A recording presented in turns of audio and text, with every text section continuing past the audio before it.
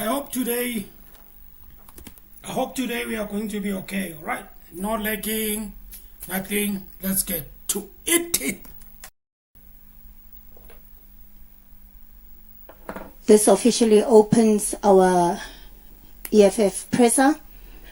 My name is Tembi Msane, EFF National Spokesperson. We officially welcome you. I will start with the introduction of our officials. In my immediate right, we have our Treasurer General, Commissar Ompile Mautwe.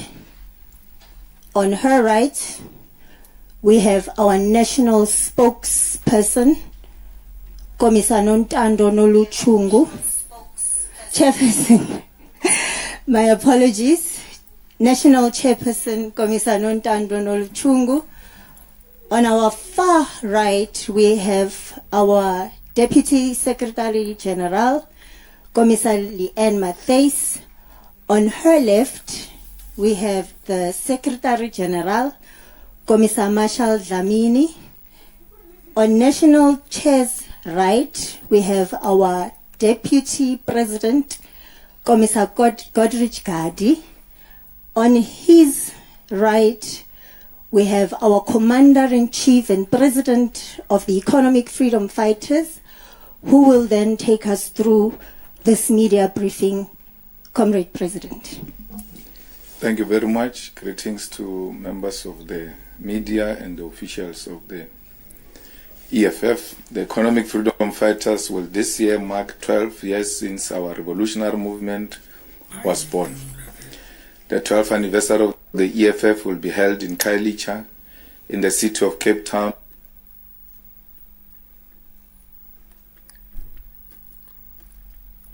We want quality, Maram. Right.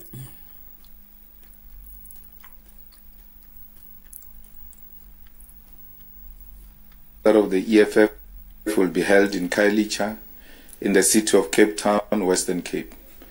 This important gathering of our people was initially scheduled to take place in Umtata, Eastern Cape. But following the devastating floods that left many displaced and communities in mourning, the EFF made the responsible decision to relocate the venue out of respect and solidarity with those affected. This change of venue was not done in isolation or consultation, or without consultation. Together with King Welekai Dalinje, we visited the affected areas of Polar Park, Dikolweni, and Bambanani in Mthatha, where we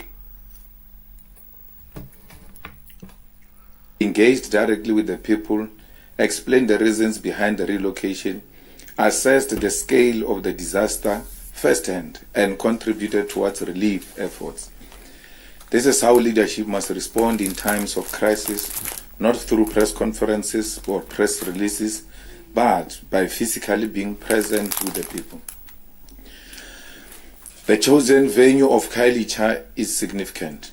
It is the second largest township in South Africa, home to thousands of poor and working class Africans who continue to live under the weight of spatial apartheid and deliberate underdevelopment.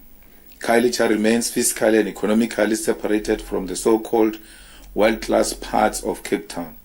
When the DA-led city speaks of a smart city, they are not referring to Khayelitsha. They are referring to the wide enclaves of Sea Point, Claremont, Constantia, and Stellenbosch, while the people of Khayelitsha are left to swim in poverty, crime, poor sanitation, overcrowding, and the lack of basic housing. It is for this reason that the EFF has chosen to host its 12th anniversary in Khayelitsha. We must be where the people are, especially the most marginalized, because they are the base, home, and shield of this movement. It is from these communities that the EFF draws its strength. It is these communities that have never wavered in defending the organization against all attacks, lies, and conspiracies aimed at collapsing it. We have built a 10,000 capacity dome in Khayelitsha that will serve as the main venue for the rally. This structure includes all essential amenities, including sanitation facilities, and will be ready to host thousands of fighters, supporters, and community members. We expect a powerful turnout from surrounding areas, including Site B, Site C, TR Section, Nyanga, Guguletu, Delft, and Bela. This will not just be an event, it will be a festival of the poor, a moment to reflect on 12 years of struggle, survival, growth, and victories. 12 years ago, the EFF was born out of the necessity to confront the failures of the post-1994 dispensation and the betrayal of the economic aspirations of the black majority. We were formed to fight economic freedom in our lifetime, and for 12 years we have done exactly that, fearlessly, consistently, and without compromise. This year's anniversary is being held at a time when the country is still recovering from a difficult 2024 election. The elections revealed the strength to which the ruling class and white man monopoly capital were willing to go to prevent the rise of the EFF. Billionaire-funded small parties were deliberately created and supported to fragment the black vote and weaken the voice of radical and leftist politics in South Africa. These efforts were not random. They were calculated attempts to push the country into the hands of the racist Democratic Alliance through backdoor coalitions. Despite these efforts, the EFF remains standing. We emerged from the elections intact, stronger in conviction, and even more grounded in the support of our people. Our survival is not an accident. It is the result of the successful Third National People's Assembly, democratically constituted by thousands of delegates from branches across the country. Unlike those who run away from internal democracy, the EFF continues to lead by example. We hold transparent, contested, democratic conferences where leadership is elected and not imposed. We are not a spaza shop owned by a family, run from a laptop, or directed from the backseat of a luxury vehicle.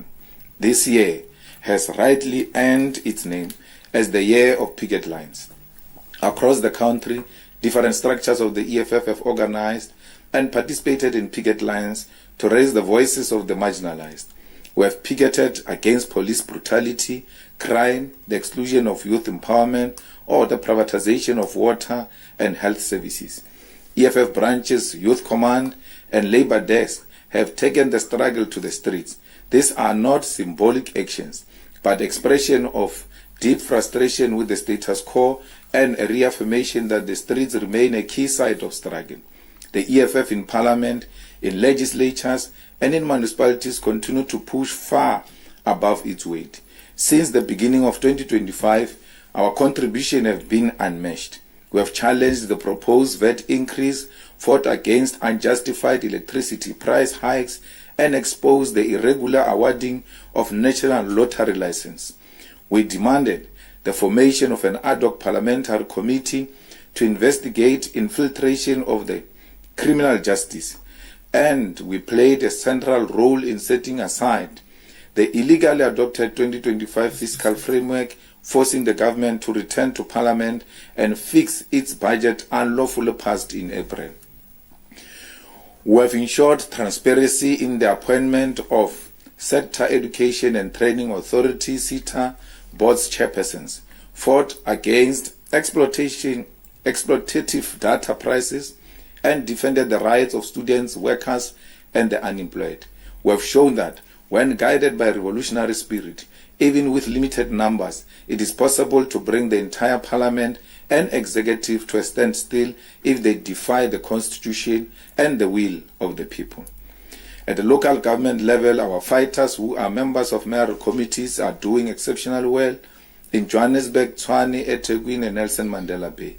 EFF MMCs have taken on critical portfolios including health, public safety, water, environment, and human settlement. Their performance is visible and unmatched. These are daily contributions that are improving the lives of our people.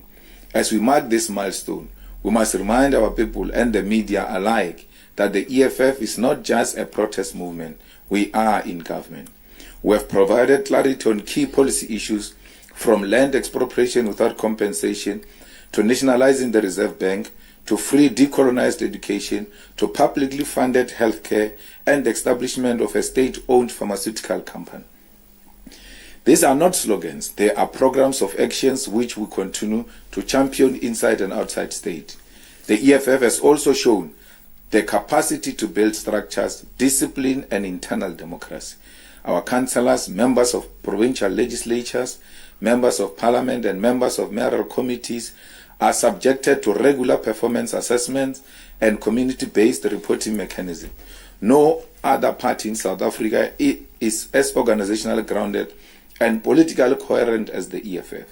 The 12th anniversary will also be used to highlight the next side of our struggle: economic empowerment, sovereignty, and state capacity. We must confront the neoliberal policies that continue to paralyze our economy, privatize public services, and surrender decision-making to credit ratings agencies, international financial institutions, and unelected consultants. The GNU has proven that it has no plan for economic growth outside of a budget cuts and outsourcing. The EFF, on the other hand, continues to advocate for a massive public-led stimulus programs, industrialization, and localization of production to build real economic sovereignty. The EFF is concerned by the high level of cost of electricity, which is causing distress all over South Africa. The uprising in Tembisa are a signal of how the cost of electricity, which is disproportionate when compared by units to prices, is going to lead to instability in our country. The EFF warned South Africa on the 30th of January 2025 that the decision by the National Energy Regulator of South Africa to greenlight Eskom's 12.7% electricity tariffs increase on 1st April 2025 will be reckless, and now that reality has kicked in. This move is yet another assault on the working class and the poor, who are already grappling with relentless economic hardship. In September 2024, Eskom sought approval for an outrageous 66% multi-year tariff escalations, with a staggering 36.15% increase proposed for 2025 alone, while NERSA scaled down the demand to just 24%, with a planned 12.7% hike this year, and the rest spread across the next 2 years. It remains unjustifiable and will inflict severe financial distress on households, businesses, and the broader economy. Millions of South Africans already struggling to afford basic necessities now face deeper economic exclusion and worsening inequality at a time when food prices, fuel cost, and other essential goods are skyrocketing. Imposing yet another electricity price hike is a direct attack on the livelihoods of ordinary people. This is not the first time that NERSA has enabled Eskom exploitation of the poor. In 2023, the regulator approved cumulative 33.77% increase and implemented in two phases 18.65% in 2023 and 12.74% in 2024. This persistent escalation is proof that the ruling elite has abandoned its duty to ensure electricity remains an affordable public good that fuels economic growth and human development. Eskom was built with public funds, and its energy should not be commodified for profit while the masses are left in the dark. The EFF will pursue in Parliament mechanisms to drastically and gradually reduce the cost of electricity so that South Africans can have value for money and do not pay more for electricity while receiving less units. The EFF maintains its position on the anti-poor budget, which is characterized by austerity, borrowing, and regressive tax increases in the form of an increase in the fuel levy. We correctly rejected the appropriations bill, which was the final step in the budgeting process, as it is a reflection on cutting or spending on critical departments such as education, social welfare, and defense. To cut spending in areas such as law enforcement is an indication that there is no regard for the high levels of crime terrorizing our people. The revelations by Lieutenant General Ntandla Mkhwanazi ought to have indicated to the ruling GNU that cutting allocations to law enforcement capacity is a recipe for disaster. It is for this reason that the EFF proposed the establishment of an ad hoc committee to investigate the allegations made by General Mkhwanazi, and we welcome that this progressive step has been adopted by the National Assembly. We will ensure that no capture of our institution will continue and expose all those involved with criminal syndicates and drug cartels at the highest level of policing. In this context, our presence in Khayelitsha is also a political statement that development must not be a privilege of Camps Bay or Stellenbosch, but must reach the forgotten corners of this country. There is no freedom while our people still share toilets with 5 other households, while mothers must walk kilometers for clean water, and while youth rot in poverty and crime because they are excluded from education and the economy. We therefore call on the people of the Western Cape, in particular those in Khayelitsha, Guguletu, Nyanga, Philippi, Delft and Bela, to come in their numbers, come and witness a political movement that does not fear the people. Come and be part of the festival of ideas, of music, cultural pride and political education. Come and hear your stories told, your pain acknowledged and your future defended. The EFF has never relied on friendly headlines or elite praises. We speak to the people, and through them, we shape the national conversation.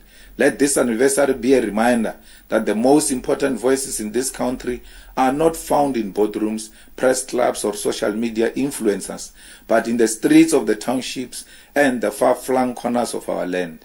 In Khayelitsha, we will reaffirm our commitment to defend, build, and advance the struggle for economic freedom in the year of the picket lines. The road to 2026 starts now. It begins with the people. I thank you. Thank you very much, President and Commander-in-Chief of the Economic Freedom Fighters. We will now move to questions.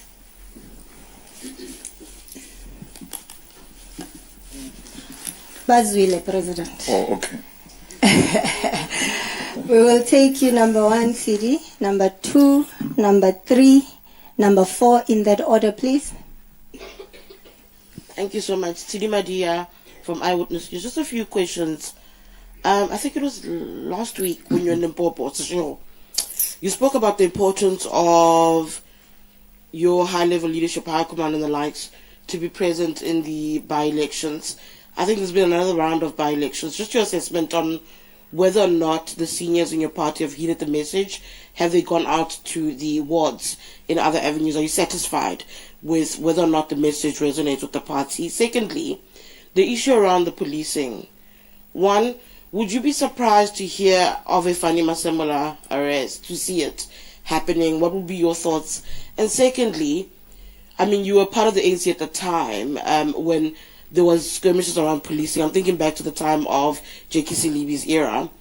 Do you read any of what's happening into what's happening within the ANC and its own pending national conference? There's lots of back and forth about who's aligned to who, that the police wars are part of the political wars. Just your thoughts on that. Thank you.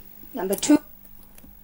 You know, I think one of the journalists that I listen to when it comes to asking questions, it's this lady, CD. I think when she asks questions, she doesn't ask questions that are, first of all, that are repetitive questions, that are boring, if I may say that like that. Some of these guys, they ask a question to today about something. When they get a chance, maybe there's an interview on the next time, maybe with the same person, they ask them the same question again. And the person is answering the same thing and the same thing. That's why sometimes it ends up boring. That's why you find Mr. Mbalula, you know, always speaking about the same thing every day, every minute, every press conference, every interview, because they are asking him the same thing. Anyway, that is just me observing these journalists when they ask questions. But I like the way Mr. Malema, he does his press conferences. He's not actually overloading themselves with press conference, what. I know that the ANC, it's in government and everything, but when it comes to Malema, I like the way he does them. He's not overloading themselves. He's not, like desperate. It doesn't look like he's desperate. Make a press conference because there's a story. Make a press conference because there's a story. No, that is good. Thank you. Abongwe Kobokana from the SABC News. CIC and perhaps with your colleagues in there. You have spoken about that you will be making a political statement in Khayelitsha, and then you've also highlighted the issue of the elections, local government elections next year. How are you planning to make the inroads in terms of the local government, especially in areas such as the big metros for next year? The second question is around the issue that she has highlighted about General Mkhwanazi. Your take about the decision of the president, instead of firing the police minister and then he puts him on special leave. What is your take in regard to that? The last question, there are certain claims in some quarters that at least from the pundits of political independent people, saying that there is a possibility that the EFF will be reduced by the presence of the MK. You're taking that. Thanks. Number 3. Thank you, Babalo Ndenze from Eyewitness News. Just to piggyback on Abongwe's question on your fortunes basically in the Metro or the Western Cape, generally speaking. 10 seats in the City of Cape Town Council, I think about 4% in 2021. What are your growth projections now that you are here in the city? What are your growth projections in the upcoming election cycle, local government elections? And do you agree with maybe some assumptions that the City of Cape Town and the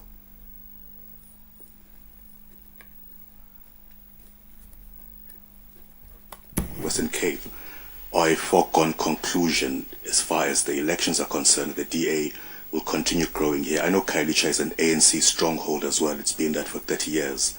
What in Khayelitsha are you also looking at doing? Thank you so much. Number 4.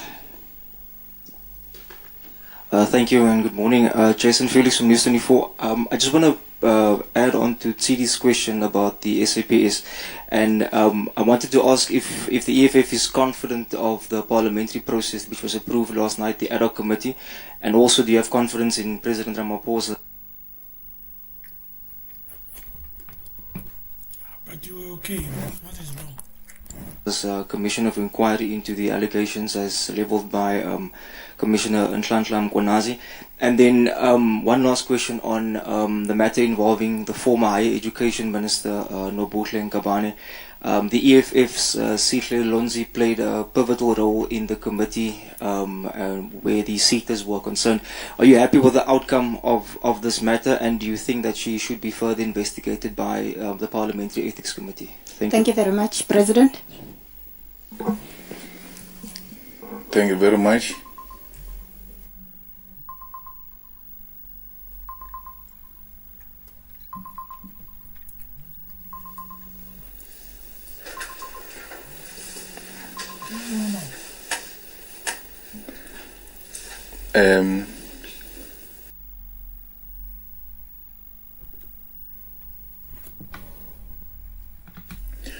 Our leadership is on the ground, and none of us regard themselves as armchair critics or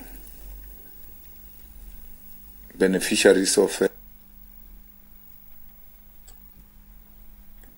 palace politics. They know that our survival depends on us working the ground.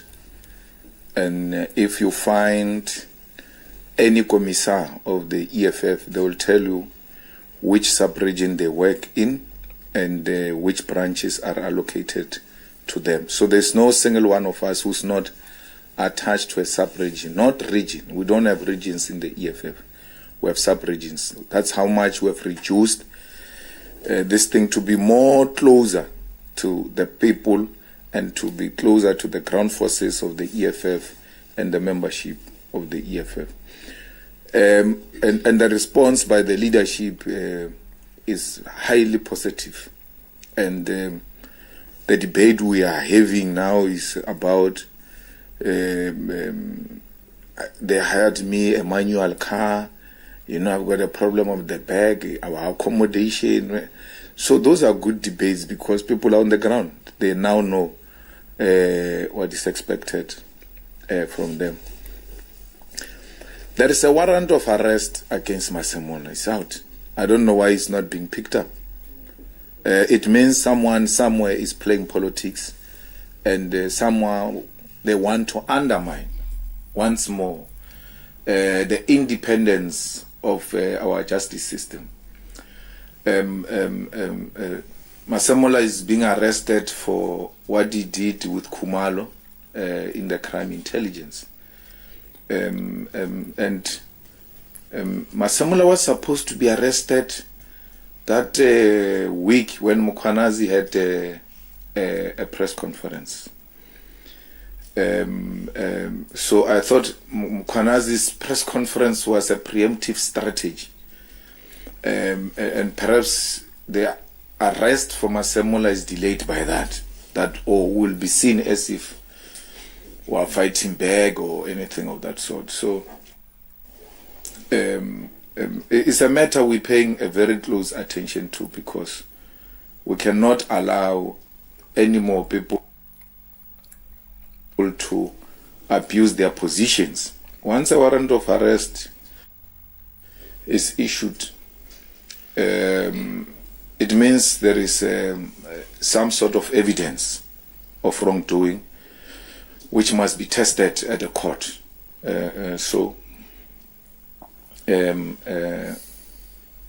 We will have to make sure that this is followed through. I told you, and many of you just undermine the information we give you. Yeah. I told you a long time ago that the Minister of Police, they want to arrest Minister of Police. And that's why Mkhwanazi is being charged with IPID, because they want to pick up Minister of Police, Senzo Mchunu. And Senzo Mchunu, in that recording, talking to his girlfriend or whoever he was talking to there, I don't know who's that person.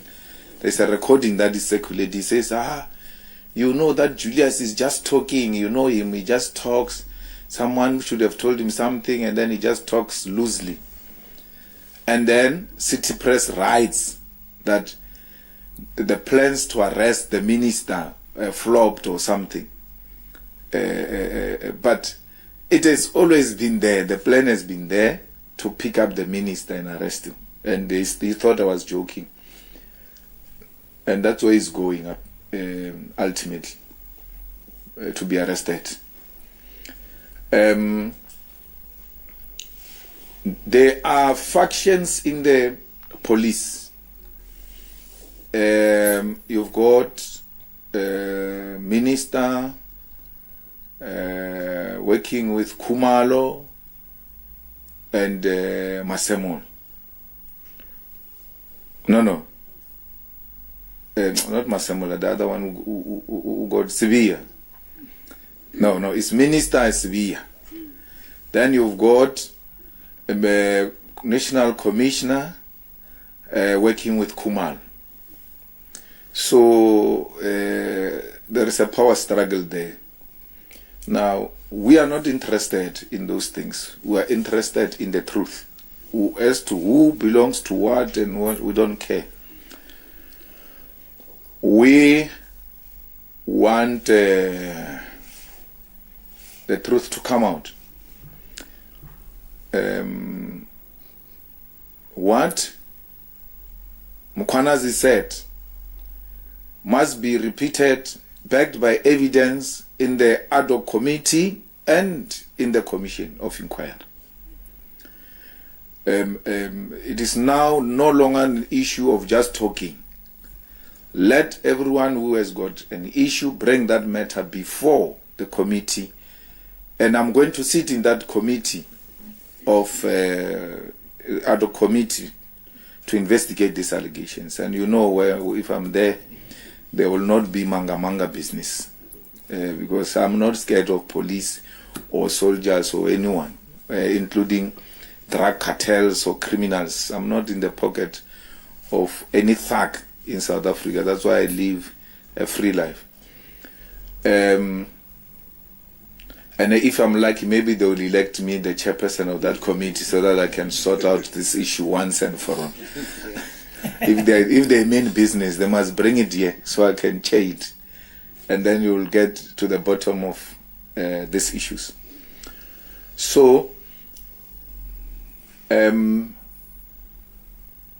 don't think it's aligned necessarily to the ANC conference. I think it's a power struggle that has always been there.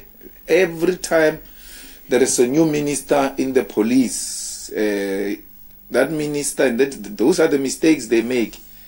They start aligning with this group or the other group. But the power struggle and tussle for slush fund has always been there in the police, whether there is an ANC conference or not. Because, let's take for instance, the ANC conference is going to be a contest between Mbalula and Paul Mashatini. Both of them have got no hold over any of those factions in the police. None whatsoever. So, if you say Mkhunu has got a faction, then you must know Mkhunu's faction is Ramaphosa's faction in the police. That's why they said Mkhunu went to classify the Pala things and all of that. So this commission and the committee will not only be limited to what Mkhwanazi said. If there was a cover-up in the Pala, it must be brought forward. Who sealed this information? Who was hiding the information from the people? So that's why we're saying, on top of commission, let's have an ad hoc committee, because the same commissions are going to say Parliament has not played its oversight role. So we are playing our oversight role now. So there is no duplication of duties. But equally, we are a committee that will make the necessary recommendations to the Assembly, and the Assembly will send, if agreed, those recommendations to the President for implementation. Unlike Zondo, who will just write and then disappears into the bush. We are not disappearing into the bush. We are here. We're going to send the recommendations to him, and every time he comes here, he will have to account as to what happened to those ad hoc committee recommendations that were sent to you. So it's a very important step in the right direction. So we should not even try to politicize CD a criminality. It's not political. What's happening in the police is pure criminality. Pure criminality. And we have to deal with that. I mean, DJ Sambodi was killed in a very brutal manner. And knowing police, there's no way they would have taken this much to arrest a person who killed DJ Sambodi. There's that guy who was killed now 2 weeks ago at Ikuruleni. The person is already arrested. So it tells you the people who killed DJ Sambodi are highly connected. Why would the head of the Hawks confirm that he was called, that there are people who are pretending to be the Hawks at a particular venue, and then he unleashes the Hawks to go there? It's not true. Once they are saying there are people who are pretending to be police and they are not, and that information comes to his attention, he must refer it to the police station next to where those thugs are taking chances. For him to start even getting involved, he even knows the address, yet he doesn't have a docket. He has no right to open any docket. And then he says he was not called by Molefe, he was called by a friend of Molefe, and the friend of Molefe does not have a name. He's playing games.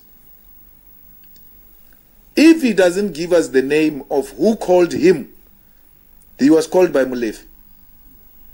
Until he give us a name, he was called by Molefe.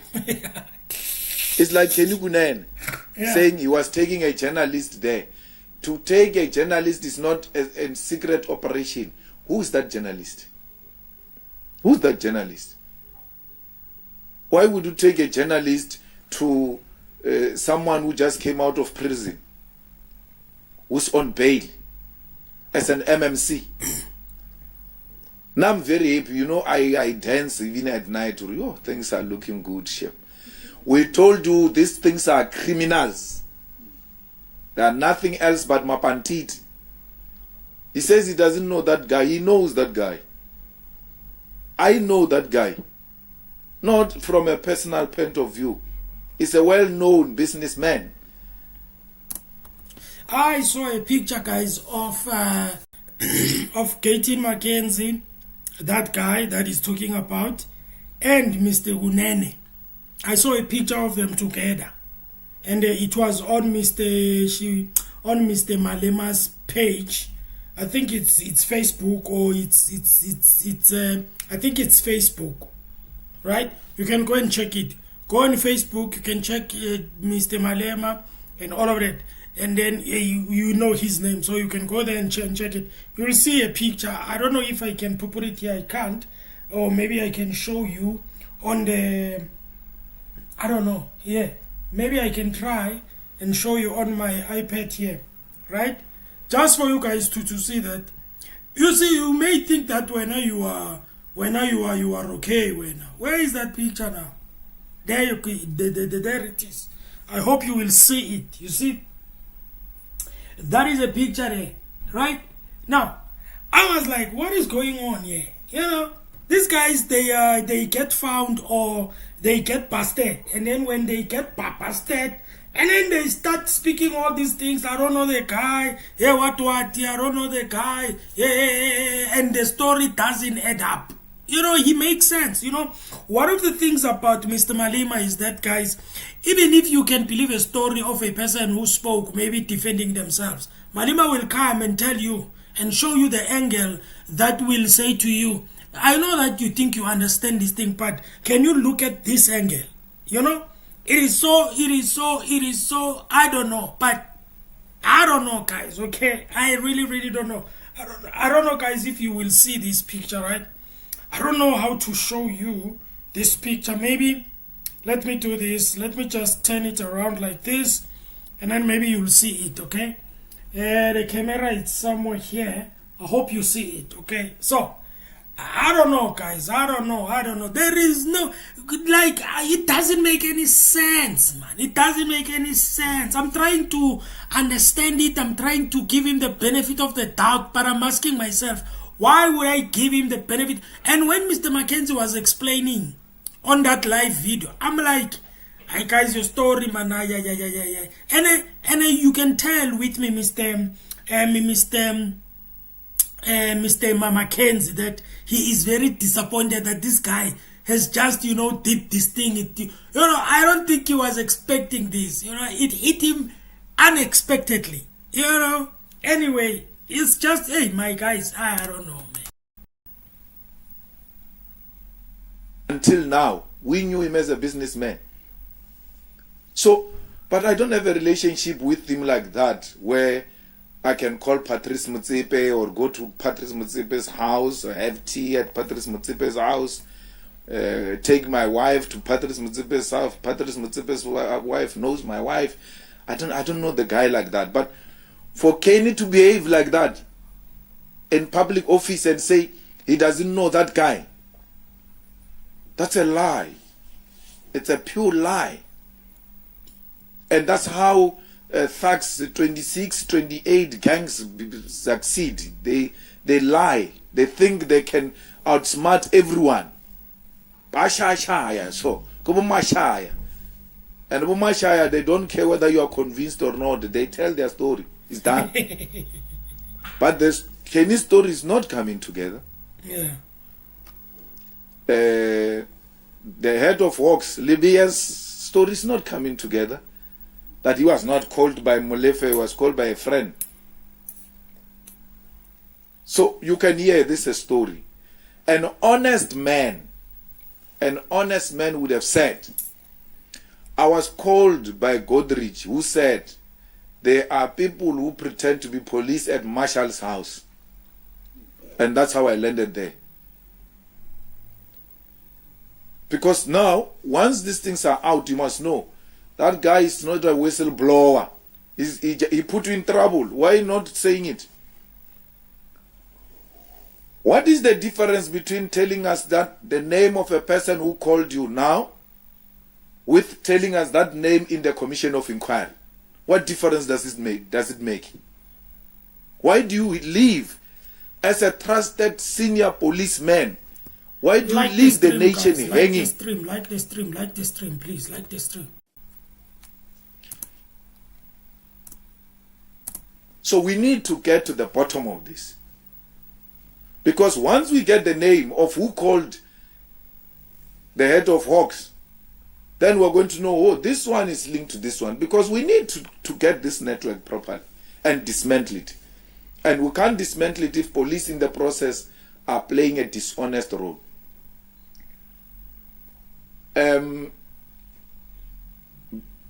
Minister Mkhunu was supposed to be fired.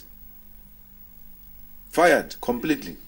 But you know, factions are painful. You know, to belong to a faction, it's the most painful thing as a leader. Cyril and Mkhunu are in the same faction. When the allegations are out, Cyril doesn't act. He says, I will act when I come back and do that.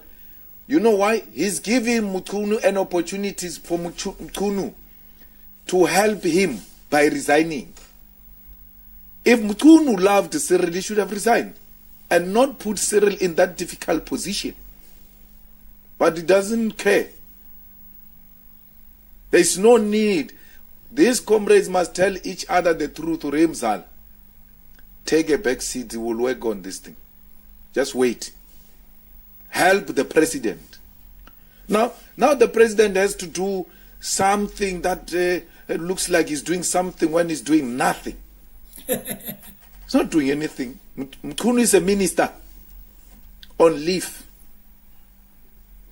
There is acting minister Mantash of police. Then there is incoming minister, acting minister of police. 3, as we are sitting here. We have 3 names when we think of police. 3. Kachalia. Kachalia is from the Indian cabal of UDF. Oh, Lord. Worked with Praveen and them. They now want to recapture power. That's why they are going to that thing of the police. Why would you go and fetch Kachalia?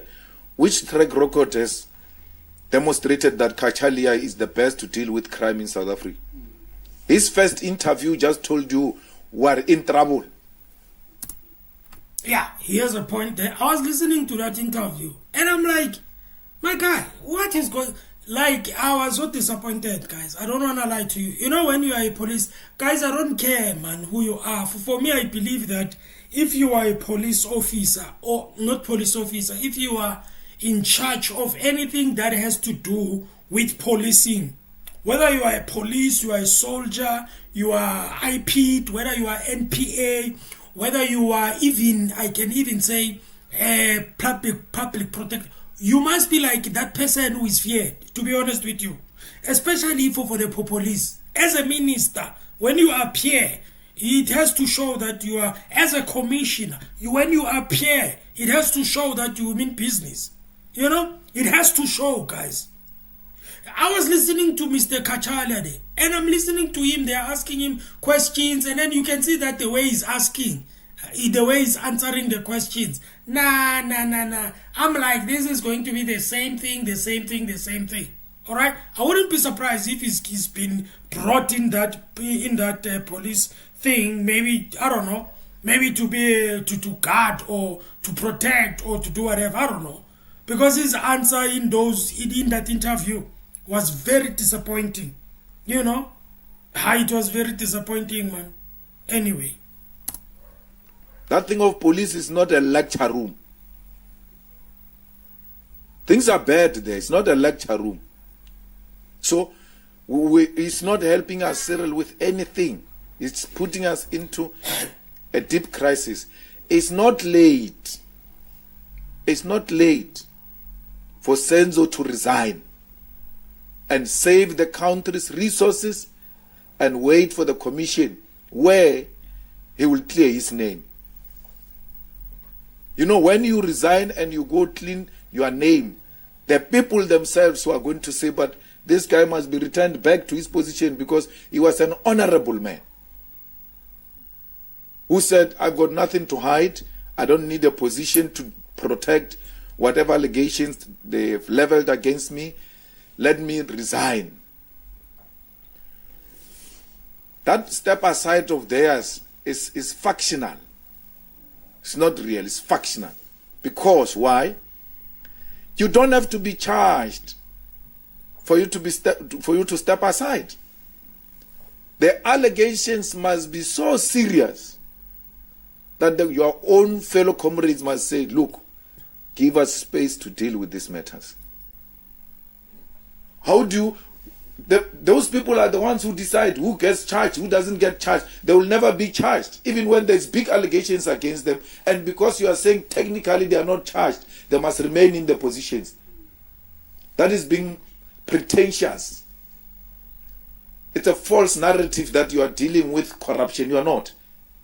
When it is one of your own, you don't apply principle.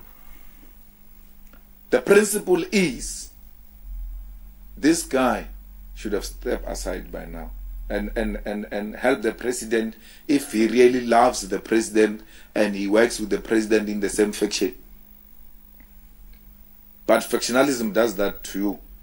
When you are a leader and then you are more loyal to the faction than to the organization and the nation, this is where you will find yourself.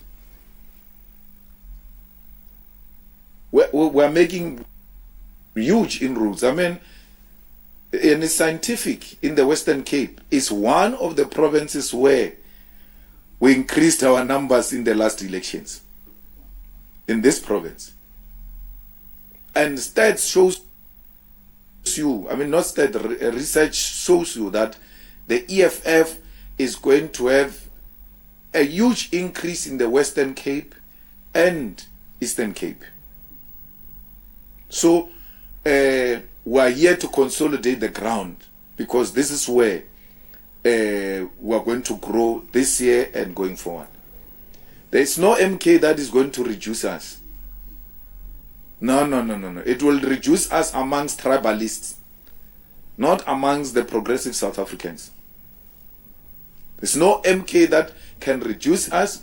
There's no MK that can replace us. Ideologically, politically, and otherwise. You saw yesterday in Parliament a mess in action. That's what you elected South Africa. A mess. You are asked twice, I'm voting in support. I'm not sure if that chairperson is not MK inside or something. The NC must investigate that guy. Because he says, then they say we're in support. Then we pass. He goes back and says, hey, he thinks we're fools. He's playing a trick. He says, you said, how many are you? They say, no, 51. He said, okay, just start it afresh so that we can hear you.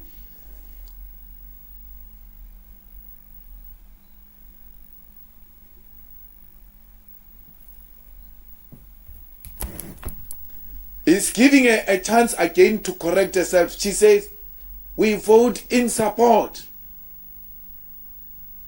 Then we pass, we go. He closes the voting. That caucus almost collapsed yesterday of MK. Almost. Then they raised their hands. He says, what are you saying? No, we didn't understand. You elect people who don't understand. We didn't understand. We're actually voting against. Hey? And the guy, Frolic, allows that. It's not principled. Once the voting is closed, it's done.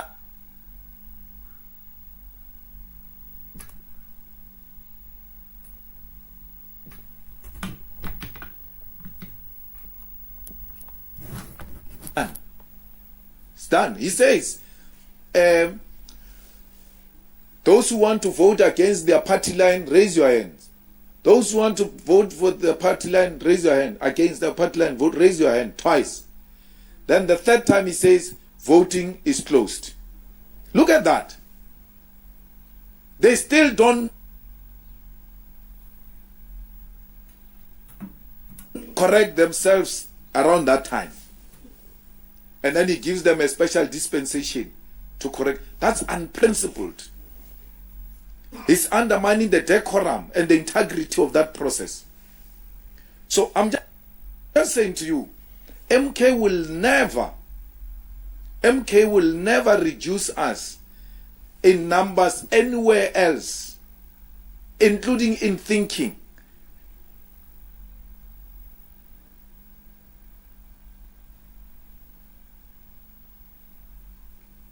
We are very effective opposition here in Parliament. When the TG started going for each and every vote like the way she was going,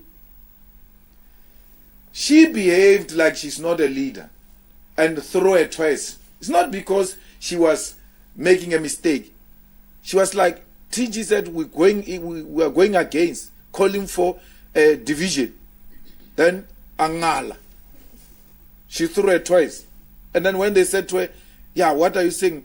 She thought, if I say I'm voting against, it means I'm supporting this one. I'm not going to do that. And that issue was actually far much bigger than the emotions. She couldn't put the emotions aside and have to accept. We have never done that.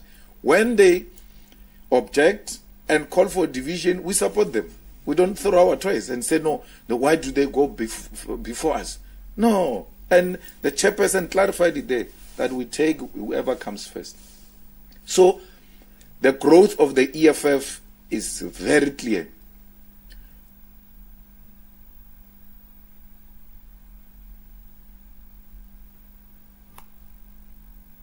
Where is this MK going to reduce us? Because I was in what 13 in Seychelles. I didn't find MK. South Africa is not KwaZulu-Natal. I think you're making a mistake.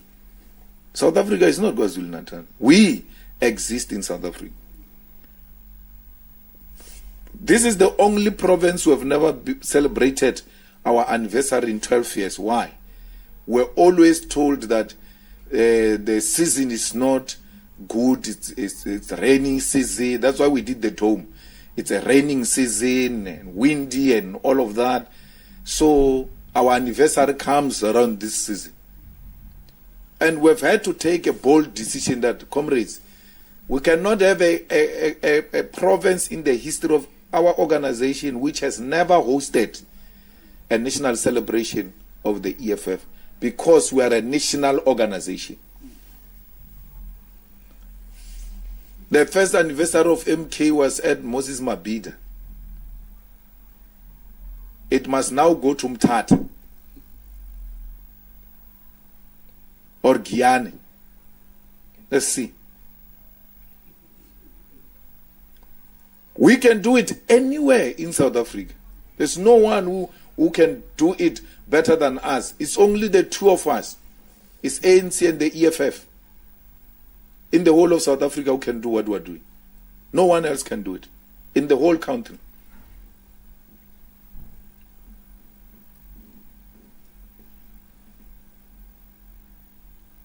Well, higher education share, it's so painful, man. You know, she's so young. She still has a chance to come back. I've seen people get demoted politically, and then they go rework on themselves, and then they come back. The first thing she must do is to stop chewing a gum in a meeting. She was still doing it even yesterday there in Parliament. The second thing is she must be humble and know that she doesn't know, and be prepared to be guided and be advised by proper people. Because only a person who doesn't know how government works would have advised her to do the things she did. You make a terrible mistake, you lie about people, including that character of senior counsel that he was chairing, Mutau. And Mutau comes and says, who? Me? I've never done that. And all of that. Now you get a second chance to go to a committee to now present, yourself in a different way and acknowledge your mistakes and say, no, this and that happened and all of that. No, she doesn't. She leaves the committee, she goes to a GBV program of a TVET college, when the TVET colleges are a responsibility of a deputy minister who couldn't go to the TVET because there was a committee of parliament here. Someone from the streets is misleading her. She's listening to someone who has no idea what we are dealing with here. There are certain things you don't do here in parliament. And she should have known that.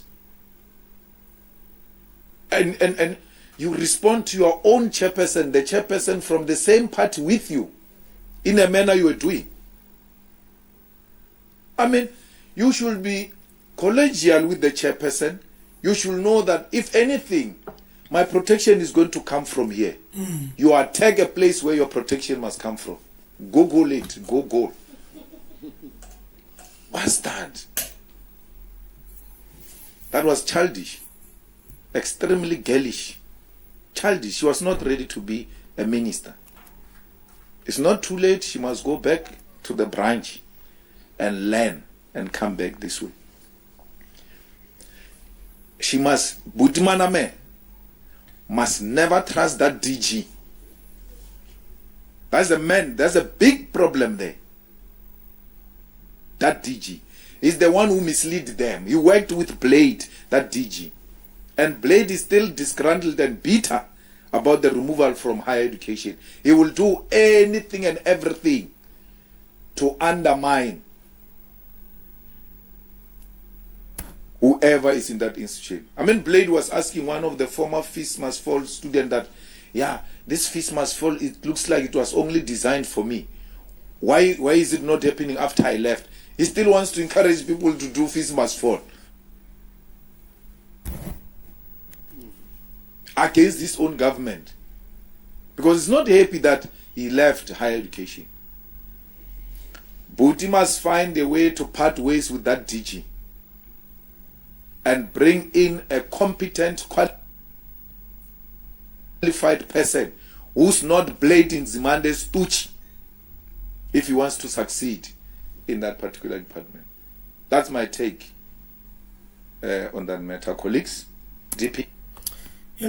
One of the things that I can say concerning the minister, the former minister of higher education, I think she's one of those ladies who are, first of all, she is aggressive. And since she is aggressive, in terms of character, personality, she's got a very strong personality and character. And unfortunately, I don't think she's able to control it, And I think when she came into becoming a minister, and I think she came with an attitude of saying, I'm not going to allow anyone to walk on my head. I'm not going to allow anyone to undermine me because I'm young. When that person is getting a position and then maybe they are still fresh, still young, I don't want people to walk on my head. I don't want people to tell me what they want and everything like that, okay? And unfortunately, when it comes to parliament, it was a different ball game, because when you go to parliament, they don't play around, Even if they were in your former party, they will go after you, Malema is actually accurate and correct when he says that, I forgot the point, but when he speaks about her, and to say still young, she's still young, she can learn and, and grow up. I'm not even worried about her, because I know that she will she will grow up and she will understand that not everything has to be about you protecting yourself and everything. It's all about serving the people. And I also believe, guys, and I will always say this point every time until people understand it, okay?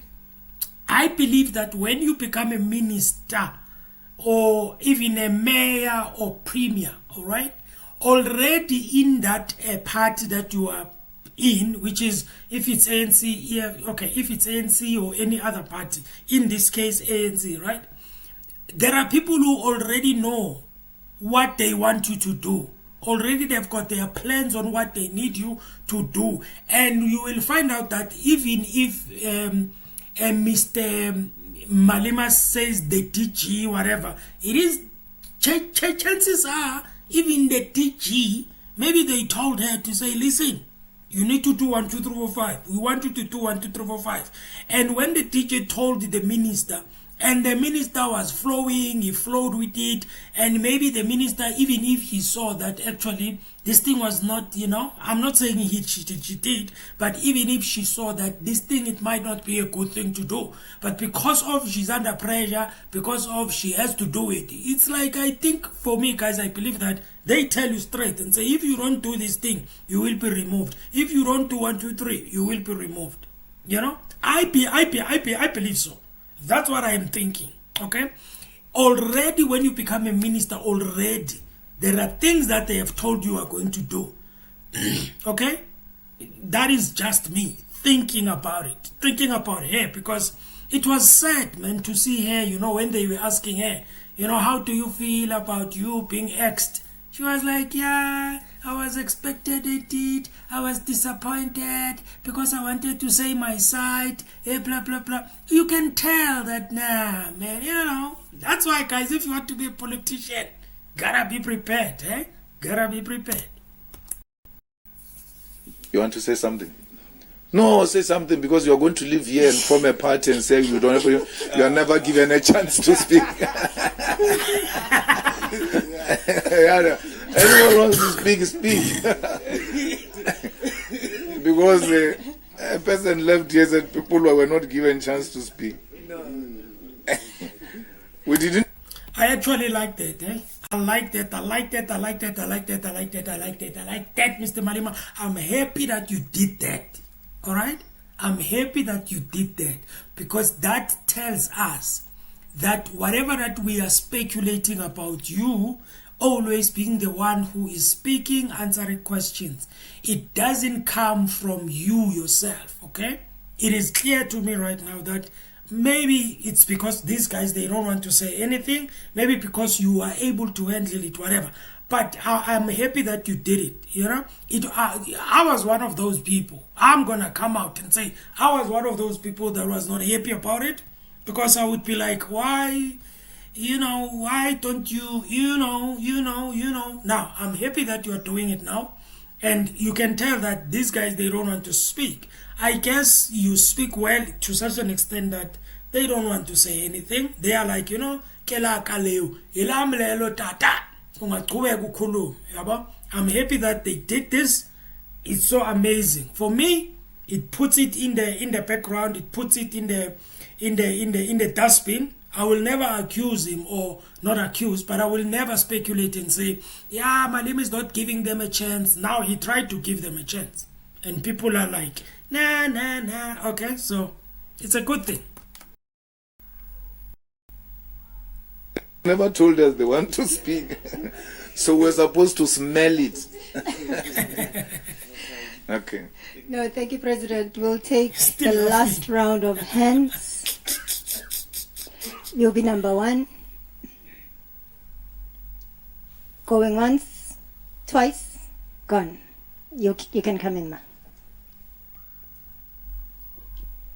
Hi, Zelene from SABC. Do you think that 90 days is adequate or enough for the ad hoc committee, given the gravity of what that committee will have to investigate? Well, it's not enough. But we need to work under pressure. We need to work under pressure so that we can try and deliver whatever report within a short space of time. And when it becomes practically impossible, we'll have to go and ask for an extension in the assembly. We've done that before. But let's get the work started. That's what is important. We need to get the work started. And not complain about whether the time is short or what. Once the amount of work is presented before us, we'll then work on that, and when we see that it's becoming practically impossible, we'll go to the assembly and ask for more time. It's going to be a full-time job.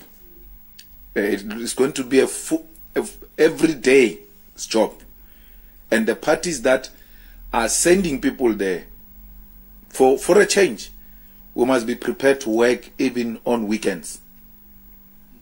We have an emergency to deal with. We cannot prolong this issue of police anymore. We want it resolved, and it must be resolved now. So we need to deal with that. Yes, ma'am. So if you, in the light of you saying that it is an emergency, do you not think that, in the light of you saying it's an emergency, don't you think that maybe someone should ask the Speaker if you can start during recess? Well, we can do that, but the Speaker knows the agency of this matter, and she appreciates the agency of this matter, and that's why there was a huge debate, as it were, whether it must be a joint committee or ad hoc committee, two from, and ultimately we found each other, and we are where we are. So we will actually pursue the line of starting as soon as possible. It's very important. It cannot be postponed anymore. Children are being killed in Mitchell's Plain by guns that are supplied by police. We can stop that killing now. Women are being raped. Women are being violated. Police do not do anything because people have got political connection with syndicates. So we don't want that. Mkwanazi is a hero. For a man to go outside the established protocols to do what he did was to put his body on the line. That's what a man does. Whether you agree with him or not, it doesn't matter.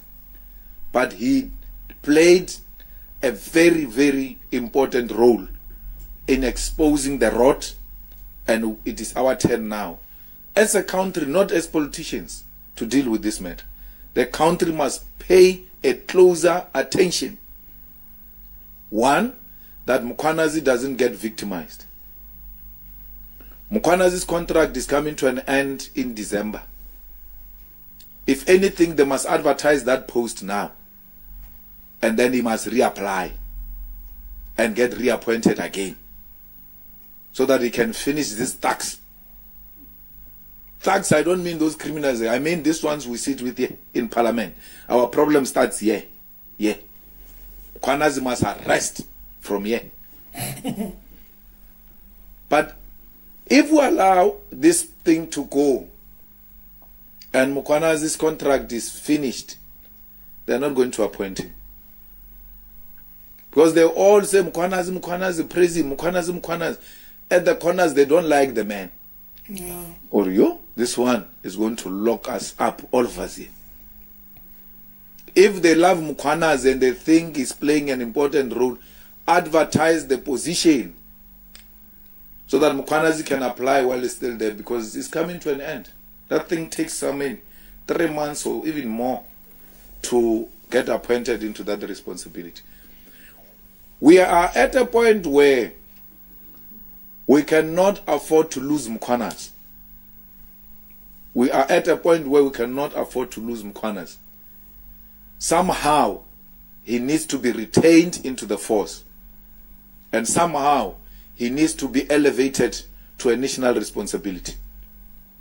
Because KwaZulu-Natal has become too small for him.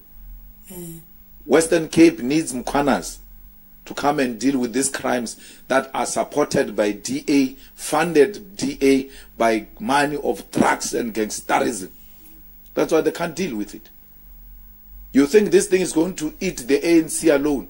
Even the DA is going to be shown in those things. Because we're not only looking for Sibia or Masemola, any rot of the police must come.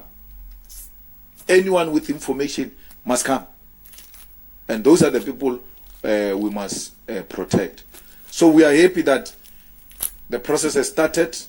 We sponsored that view. They fought against it. Those journalists who are in Parliament will tell you in that police committee. Our DSG has been in the forefront of ensuring that this matter is dealt with in a manner we've done yesterday. And we're very happy that it is now given a green light, and then we'll deal with these matters. Well, commissions of inquiry are used by politicians to delay a matter that can be resolved now. They use commissions to make you forget what is the real issue. I mean, if you are to remember Zondo Commission, that was the most useless, expensive commission because they were buying time. By the time Zondo finished, you all don't even remember how the Guptas look like. They're gone. So, at least the parliamentary one, we've got control over it. And the parliamentary one is not constituted by lawyers and some senior counsels. No, it's parliamentarians who are already getting paid for doing what we're going to do. We're not coming at an extra cost. So save the country and fire Mkhunu, allow police to investigate and arrest any wrongdoing, and allow Parliament to play its oversight role. That's all we need. So, but this commission, we has established it, that's fine. Let's proceed with it. But I can tell you, knowing him, is using this commission to delay the truth. We will be done in no time.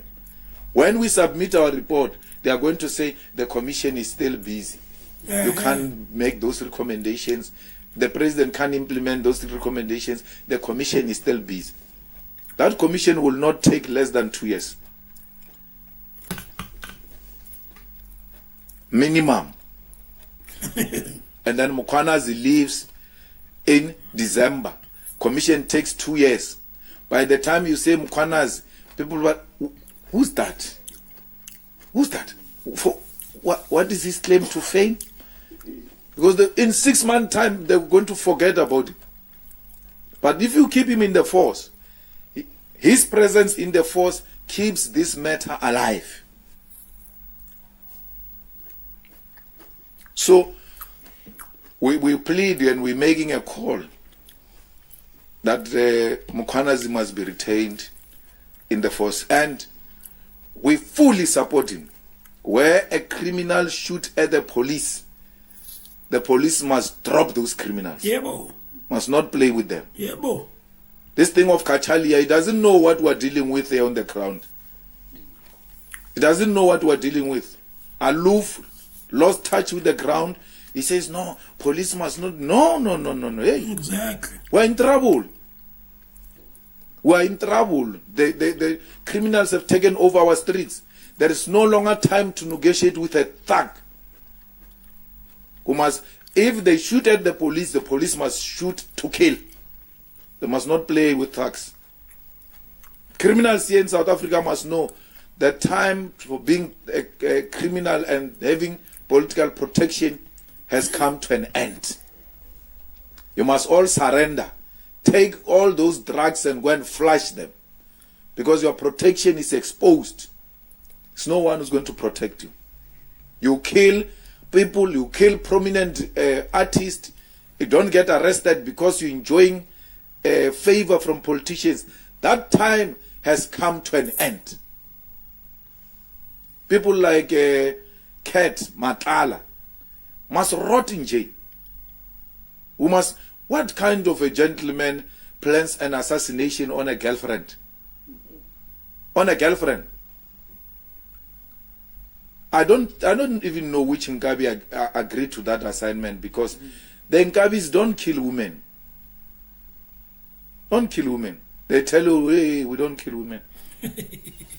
So, to kill that he was in charge. He felt like nobody can do anything because he's the most powerful. And I'm told he wants to sing. He must sing. Very important. He must sing and reveal these people one by one. Because as they were rating him and doing all sorts of things, he started sending messages apparently to people saying, no, I pay you, do what you have to do to stop this thing. I'm being harassed by police. He thinks he's special. He didn't know that the political killing task team is going to come for him. That one doesn't work whether you've got a protection or not. Once they've got their facts, you wake up in the morning in pajamas, floor, go down on your floor. Can you imagine Kenny Kunene with that stomach? Floor, on the floor. They don't play. Hey, I'm MMC, high floor. We'll see that thing of MMC later. Bloody thug. So those ones are not for any politician. If you think that's why they are killing that team. If you think that team favors politicians, is scared of politicians, you must ask one politician called Kenny Gunen. Floor, down. When he finishes there, he calls his boss. I was on the floor. Okay, which police officer does that to you? Political killing task team. Doesn't play that one. We must protect it. We must allow it to exist to deal with dangerous criminals, especially those who kill our people.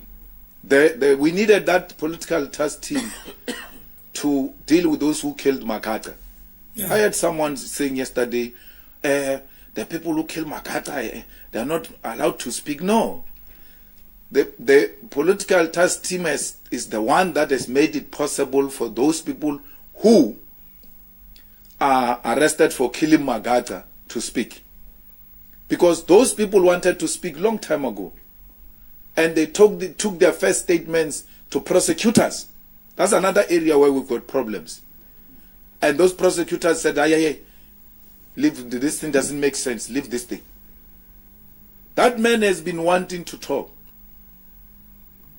I am now trying to get the lawyers to help him to talk some more, because he says he's got a lot to reveal. He needs a lawyer. He reached out to me, that killer. Said, I need help. I want to tell the truth, and I want to tell the full truth. Every time I approach these prosecutors, NPA, they suppress what I want to say. We need the truth. Because they said they were transported by a police vehicle. They said the AK-47 and all of that was bought with state money that was used to kill Magata. We may not talk about that case of Magata, but we're deeply involved to get to the bottom of it. We have always known that he's going to speak. And even the arrest of the killers of AKA, I spoke in public and I said, this Mkwanas, we love him, and the next thing, he doesn't arrest the people who have killed AKA. He reached out to me. He said, I don't want to talk much. I just want my actions to speak for me. Because if you say you're losing confidence, that's hurtful. Knowing what I know and what I'm doing, it will look like I'm not doing my job. Wait, you will see. I don't want to talk. It didn't take 2 weeks. He dropped those people. He arrested them. And some more arrest is going to happen in that AKA's killing. Some more. You will see. That some more was also benefiting from political favoritism, protection. So we should expect that more people are going to be arrested, and more information will come out of that case of AKA. We have expect more arrest on the DJ Somebody's case as well. So we're very happy that we are where we are. There's no coup. No one is planning any coup here. And no government must speak loosely about coup. Because you are trying to silence us. What coup are you talking about? There's no coup here. Since when does speaking the truth being called a coup? When you expose rot, you are told we detected a coup. It's not true. There's no coup. You are going to be removed democratically. There's no soldier or police going to do anything here. They are just going to expose you. That's all. So we must not be lied to by people who want to protect the rot that actually there is a planned coup in South Africa. There is no planned coup. There is a planned commission of inquiry and ad hoc committee. That is not coup. That is the process to arrive at the truth. Thank you. Thank you very much, Comrade President. That concludes our presser. Thank you very much. You see, guys, I told you, I mentioned this, I think, in one of my videos. And then I said to you, when it comes to this thing of Mr. Mkhwanazi, right? What is going to happen is, because we've got a lot of investigations, we've got the investigation that is going to be done by the... You remember that Mr. Mkhunu, actually, he did say that there's going to be an investigation that they are going to do. Obviously, that will be coming from the president, right? The president has announced. We all know that, right? Then you've got parliament that has an investigation also, ad hoc committee, right? And then you're going to have the commission, the commission of the one that was announced by Mr. Mkhunu. I think, of course, I don't think that will happen because he's no longer the minister there. So, well, he is, but you know what I'm talking about. You've got parliament, you've got a commission of inquiry, and maybe, I don't know whether the police will fall under the commission of inquiry. You know, what is going to happen is the ad hoc committee of the parliament, they do their investigation, and what they are going to do is they are going to do it very quick, and when they finish, they will have to wait for the inquiry, obviously, as Mr. Malema said. That's what I said also in the past. So it's going to be waiting game. We're waiting for this, we're waiting for that. We can't give the report because we're waiting for this and blah, blah, blah. And the inquiry goes until. Mr. Malema is right. He will tell you guys, after a year, after 2 years, he will tell you, he'll come back and tell you, I told you this thing is going to take more than what you expected. And he is right. All right. So I don't know, guys. What do you think about this? I think he spoke about everything that you may think of. What do you think about what he said? And also, do you when he speaks about Kenny Kunene, he already mentioned that, and I've already actually said it on what I feel about that, because the story, man, it doesn't sit well with me, to be honest. I was giving him the benefit of the doubt, but I'm like, certain things, they don't make sense. Okay, anyway, ladies and gentlemen, thank you for watching, thank you for joining. Please like the video, subscribe. I can see there are only 2 likes. Thank you for those who liked. Yeah, thanks guys, you have a fantastic day. Subscribe if you're new. You can also like the video if you watch it after the live. I would really appreciate that. Thank you so much, guys. I am out.